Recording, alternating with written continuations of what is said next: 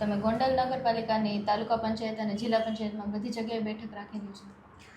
હા, અમે દરેક તાલુકા પંચાયત, જિલ્લા પંચાયત અને નગરપાલિકાના તમામ બેઠકો ઉપરથી અમે ઉમેદવારો ઉતારવાના છીએ અને મજબૂતાઈથી લડી શકે એવા ઉમેદવારો. અને બાકીના ઉમેદવારો ક્યારે જાહેર? આમ આદમી પાર્ટીની જે કંઈ પણ પરિસ્થિતિ છે એ પ્રમાણે, જે કંઈ પણ એની મોનોપોલી છે એ પ્રમાણે એક રાઉન્ડ જાહેર થયો, બીજો રાઉન્ડ જાહેર થયો, ત્રીજો થશે અને પછી ચોથા રાઉન્ડમાં, એવી રીતે 4 તબક્કામાં દરેક જગ્યાએ, ગુજરાતના દરેક જગ્યાએ 4 તબક્કામાં ઉમેદવારો જાહેર થશે. એમાંથી અમારા 2 રાઉન્ડ જાહેર થઈ ગયા છે.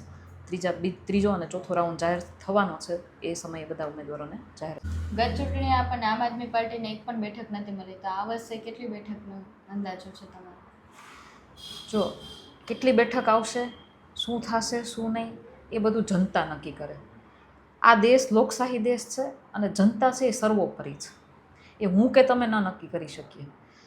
હા, કોઈ સેટિંગ કરવાનું હોય, ચૂંટણી અધિકારીઓને સાથે રાખી અને કોઈ ઈવીએમમાં સેટિંગ હોય અથવા તો બોગસ વોટ કરવાના હોય, તો જેવી રીતે સત્તાધીશ પાર્ટી કહી શકે છે ને તમને કે અમારી આટલી બેઠક આવશે, આ વખતે 200 ને પાર, આ વખતે 400 ને પાર.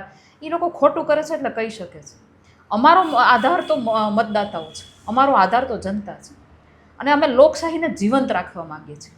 લોકોને નક્કી કરવા દો કે અમને કેટલી બેઠક આપે. તમે કોંગ્રેસ પાર્ટી સાથે ગઠબંધન કરશો ખરા? પ્રદેશમાંથી જે કંઈ પ્રમાણે અમને આહવાન કરવામાં આવશે એ પ્રમાણે અમે દરેક કાર્ય અહીંયા કરીશું.